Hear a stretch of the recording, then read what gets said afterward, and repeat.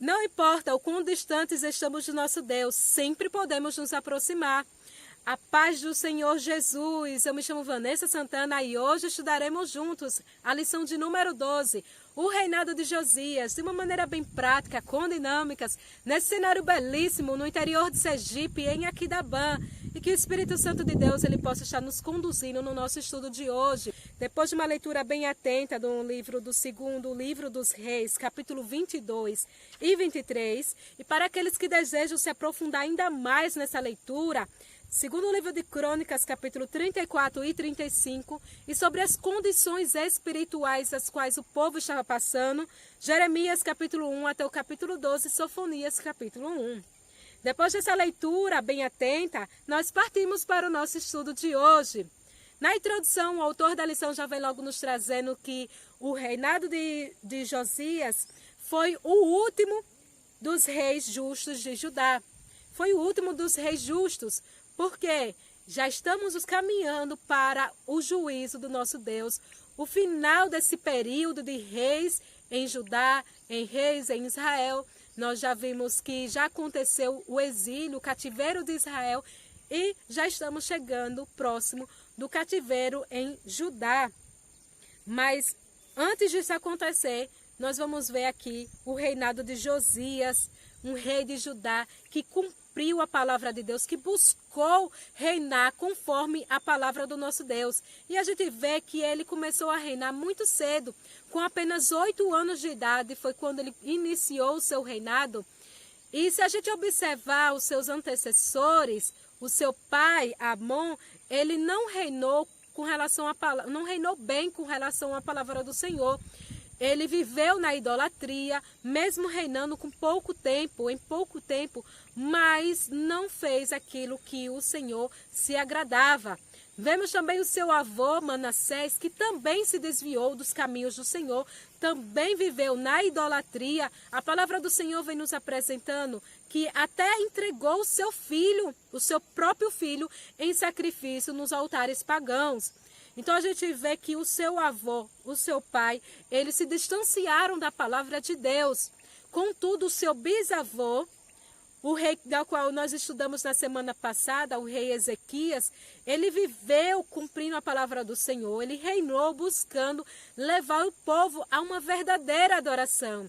E aí a gente vê aquela frase a qual o Senhor diz para Ezequias: põe a tua casa em ordem.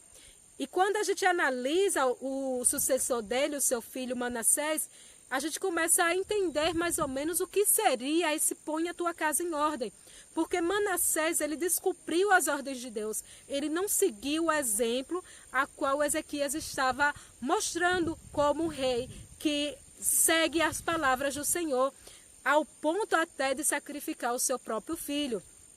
E agora a gente vê Josias, que faz parte dessa linhagem, faz parte da linhagem davídica, agora buscando cumprir a palavra do Senhor.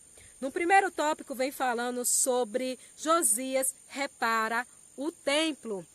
E isso porque no seu 8º ano de reinado, ele buscou a presença do nosso Deus, derrubou os altares dos ídolos, despedaçou e reduziu a pó todos esses altares dos ídolos, todas essas imagens. Ele acabou destruindo tudo isso, pois ele estava revoltado com essa toda idolatria, com essa falta de adoração verdadeira ao único Deus vivo, ao Deus de Judá, ao Deus de Davi naquele local. Então ele despedaça, derruba tudo, manda matar os adoradores de Baal, sacerdotes dos outros deuses, e em cima desses túmulos ele joga todo esse pó, todos esses objetos a qual eles destruíram, e coloca fogo diante daquilo tudo, num sinal de que estava destruindo, tirando toda a idolatria que estava ainda em Judá, e não só em Judá,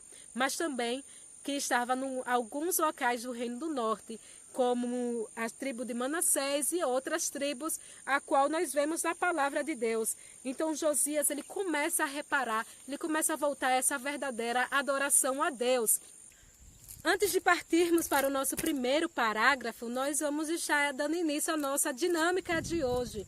E você, professor, que deseja fazer essa dinâmica, você necessitará de 2 voluntários para estar fazendo isso na sua aula. E para isso eu convido o jovem Augusto para estar junto comigo fazendo essa dinâmica. E nós vamos estar precisando de uma corrente e de um cadeado com a sua respectiva chave e outra chave que não abre o cadeado. E aí você, professor, terá que colocar à disposição, antes mesmo de começar a aula, para que não levante muita atenção dos seus alunos, vários itens, como uma chave, colocar em cima de uma mesa ou em cima da cadeira, onde você tiver para colocar. Colocar a Bíblia e dentro dessa Bíblia a chave verdadeira, colocar várias outras coisas, outros itens, como um alicate e outros itens. Colocar tudo lá à disposição. Um dos voluntários, você estará acorrentando ele desta forma.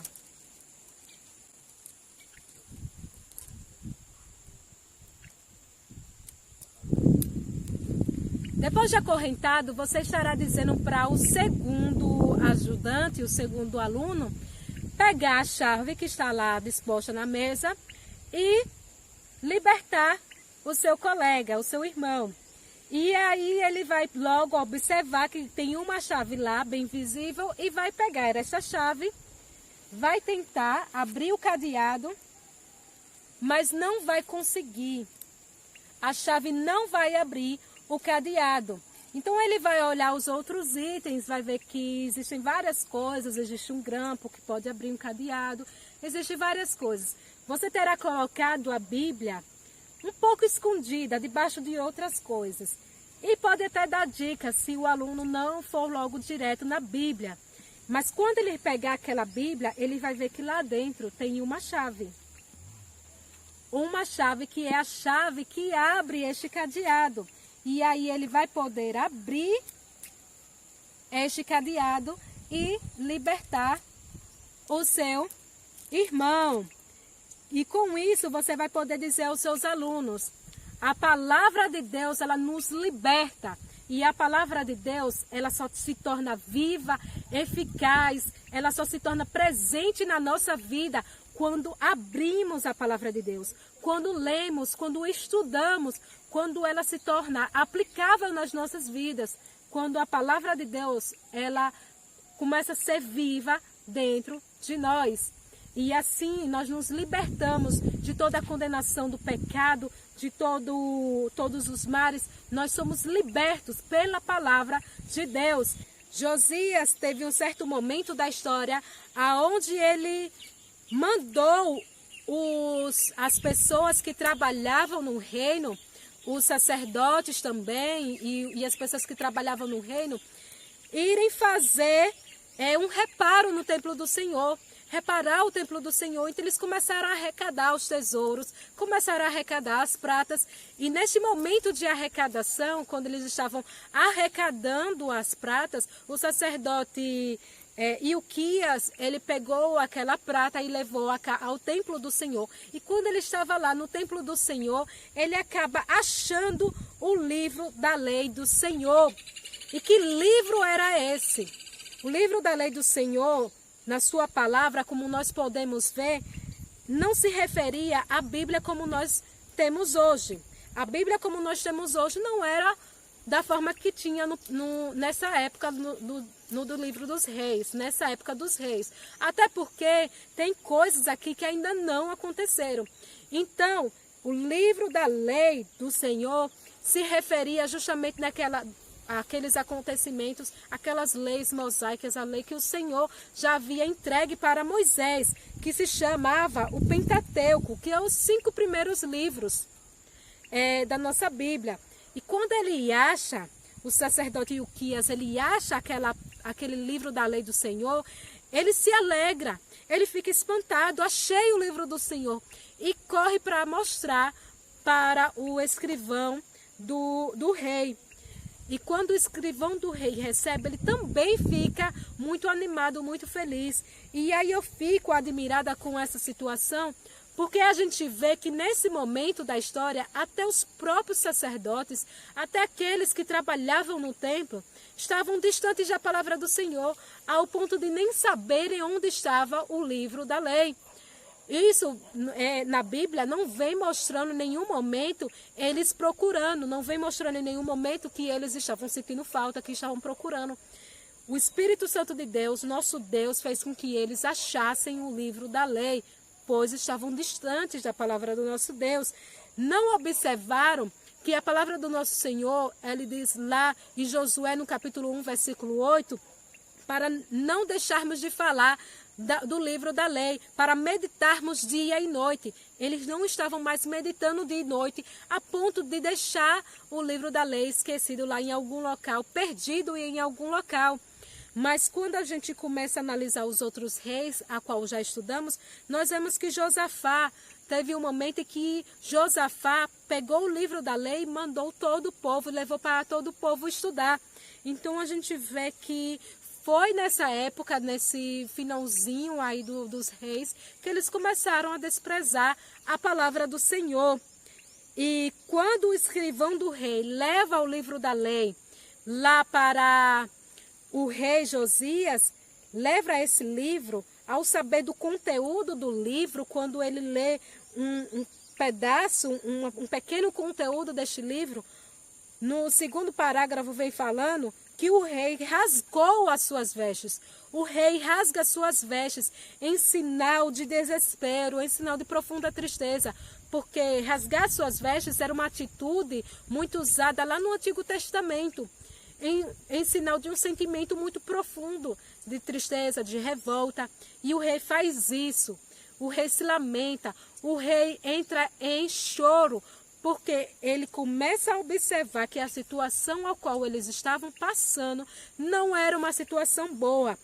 O livro de 2 Crônicas, capítulo 34, versículo 21, vem dizendo, ele fala, o rei de Judá, ele fala, a ira do Senhor contra nós deve ser grande, pois os nossos antepassados não observaram a palavra do Senhor e não agiram de acordo com tudo que está escrito neste livro.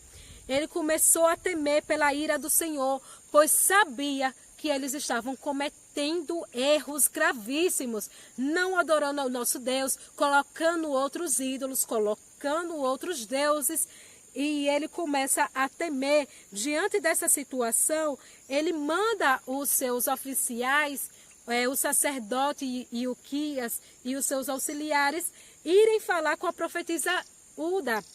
E essa profetisa, ela começa a profetizar, falando que, olha, realmente, tudo que vocês fizeram, o Senhor virá com juízo, o Senhor virá com a sua justiça, porque Judá e Israel, o povo de Israel e o povo de Judá não obedeceram às ordens do Senhor, não viveram conforme a palavra do Senhor. O Senhor está irado com essa situação e o juízo de Deus, ele virá. Contudo, lá no segundo livro de Crônicas, capítulo 34, versículo 27, vem nos dizendo que ela completa, dizendo que o Senhor fala, já que o seu coração se abriu e você se humilhou diante de Deus, quando ouviu que ele falou contra este lugar e contra os seus habitantes, e você se humilhou diante da minha presença, e rasgou suas vestes e chorou na minha presença, eu ouvi, declara o Senhor. O Senhor ouviu os prantos do rei Josias, o Senhor ouviu o clamor, a humilhação, porque Josias, ele não foi com aquela arrogância diante do Senhor.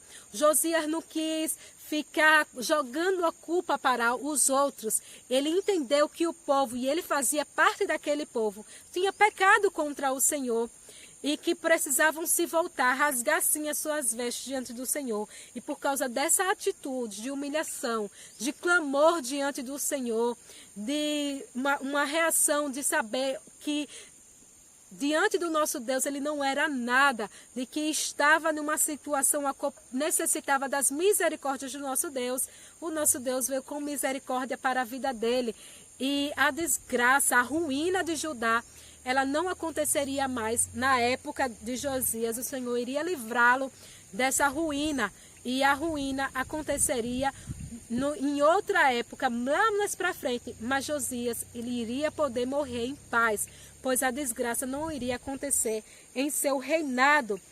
Contudo, a gente vê lá no livro de Jeremias, no capítulo 11, no versículo 14, Jeremias, quando ele começa a clamar, Jeremias, que é aquele profeta do choro, do lamento, ele começa a clamar ao Senhor, pedindo por misericórdia para este povo, nesse mesmo período, porque o povo estava fazendo aquilo que era mal aos olhos do Senhor.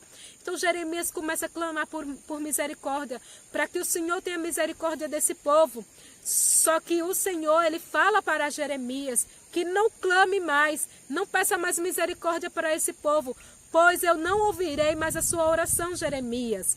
Pois a ira do Senhor iria vir sobre aquele povo, não adiantava mais o clamor de Jeremias. E a gente vê que a ira do Senhor, ela veio. Lá para frente a ira do Senhor veio, mas não no reinado de Josias, porque ele se humilhou diante da potente mão de Deus. Nosso segundo tópico vem falando sobre a renovação do pacto com o Senhor. Nós vemos aqui que diante desse chamado que o rei Josias recebeu, diante de toda aquela situação, a partir do momento em que ele pega a lei do Senhor e lê, ele começa a fazer uma renovação. Não só ele, mas todo o povo de Judá. No primeiro parágrafo do nosso segundo tópico, vem falando sobre a leitura do livro diante do povo. Josias, o rei Josias, sabia que precisava mostrar para todo aquele povo a palavra do nosso Deus, pois se é a palavra que nos liberta, aquele povo precisava ouvir a palavra, ouvir e se voltar e se arrepender dos seus maus caminhos e voltar-se diante do Senhor. Então Josias, ele começa a entender que não bastava só ele ler, não bastava só os sacerdotes ler, precisava que todo o povo ouvisse. E ele organiza agora esse momento em que ele chama os líderes religiosos, chama todos os oficiais, chama todo o povo, do mais importante ao menos importante de Judá. Chama todo o povo para estar reunido lá naquele local, aonde agora é estudado o livro da lei. O livro é aberto e para que todos possam ouvir as palavras do nosso Deus, pois ele entendeu que não bastava ter o livro em suas mãos.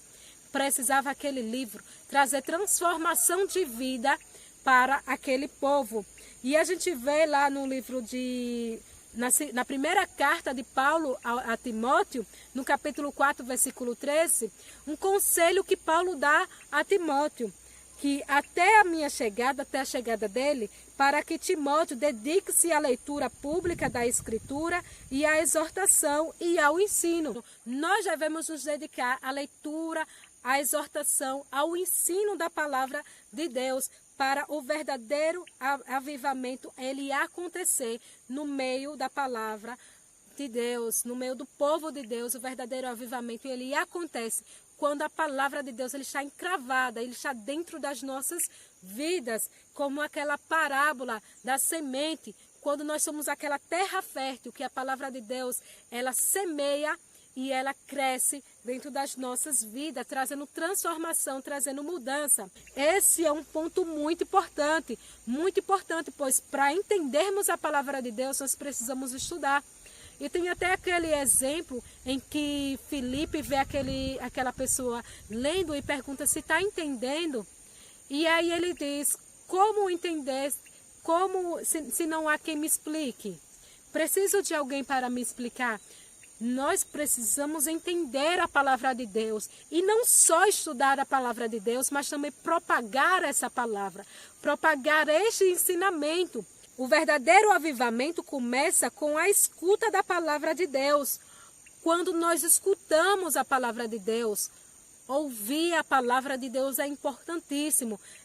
Ouvir e praticar esta palavra. E depois que este povo começou a ouvir essa palavra, agora estavam cientes daquilo que o Senhor queria para a vida deles. No nosso segundo parágrafo, vem falando sobre a destruição dos ídolos.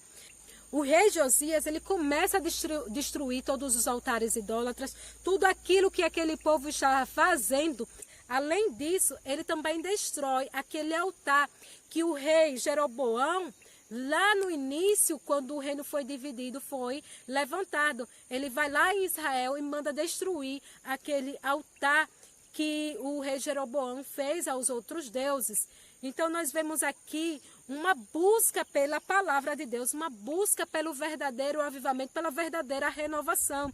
Então houve aquela destruição com os altares pagãos. Nosso terceiro tópico vem se tratando sobre a celebração da Páscoa. Depois dessa renovação, depois desse acordo com o povo, agora Josias, ele diz, agora nós entendemos, agora nós vamos adorar verdadeiramente, adorar com consciência, com verdade, com razão, fazendo um culto racional ao nosso Deus. E aí ele chama todo o povo para a celebração da Páscoa. E a celebração da Páscoa, ela foi feita de forma bem organizada, porque o nosso Deus, ele se agrada daqueles que se dedicam com prazer às obras, às coisas do nosso Deus. E o rei Josias, ele chama o povo para se organizar, decreta a data ao sacrifício, coloca também cada oficial, cada trabalhador da obra do Senhor no seu devido local, conforme aquilo que Davi já tinha deixado escrito, como seria a liturgia dos cultos. Então ele convoca os sacerdotes, os levitas, os cantores, as guardas do templo do Senhor, coloca cada um no seu local. Isso nos mostra que naquela época já não estavam mais praticando dessa forma a palavra do nosso Senhor. Estavam fazendo adoração ao nosso Senhor de qualquer jeito, já que nem estavam utilizando-se da palavra de Deus, o livro da lei, quanto mais adorar da forma correta. E eles estavam fazendo tudo isso de forma organizada. Mas nesse momento, o rei Josias, ele faz esse concerto com o nosso Deus, essa renovação, esse compromisso com o nosso Deus. E ele organiza agora o templo do Senhor, organiza a Páscoa, a celebração da Páscoa. No nosso segundo parágrafo do terceiro tópico, vem falando sobre a maior Páscoa da monarquia. Por quê? Porque essa Páscoa foi organizada. Essa Páscoa foi feita com o povo se voltando à verdadeira adoração, com o povo entendendo um culto racional. E eles fizeram essa Páscoa, a palavra do Senhor vem falando que nunca houve Páscoa tão fervorosa, nunca houve, desde a época de Salomão, do rei Salomão, nunca houve uma Páscoa como aquela, que adorasse ao verdadeiro Deus como foi naquele momento. E a Páscoa fazia eles relembrarem da proteção divina do nosso Deus, do livramento do nosso Deus, lá na escravidão do Egito. Naquele momento em que o povo estava escravizado no Egito, a qual o Senhor libertou com a sua mão poderosa, trazendo aquelas pragas para o Egito, libertando o povo, abrindo o mar vermelho para o povo. Então era um símbolo, uma festa, a qual eles não deveriam deixar de praticar.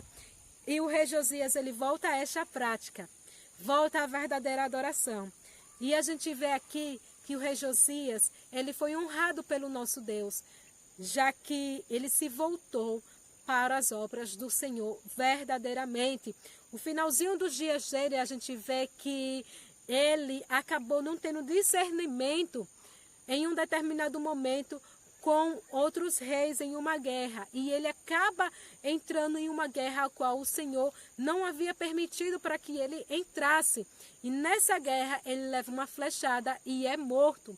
Mas no geral, as atitudes dele, nós vemos de que ele foi uma pessoa que buscou a palavra do nosso Deus, mesmo não tendo exemplos dentro da sua casa, mas ele buscou a verdadeira adoração ao nosso Deus. Josias fez uma limpeza geral em Israel, eliminando de todas as formas a idolatria. Ele buscou eliminar, ele buscou purificar o povo, como era o desejo dele, lá no capítulo 34 do segundo livro de Crônicas, a fim de purificar o país e o templo. Ele mandou restaurar, porque ele tinha o desejo de purificar tanto o país como o templo do Senhor. E foi justamente isso que o rei Josias fez, que possamos nós também ter esse desejo pela palavra do nosso Deus, esse amor, esse zelo pela palavra do Senhor, que nas nossas vidas sintamos incomodados quando não lemos a palavra do Senhor, mas que de forma agradável ao Senhor, de forma em agradecimento, buscar sim a palavra do nosso Deus.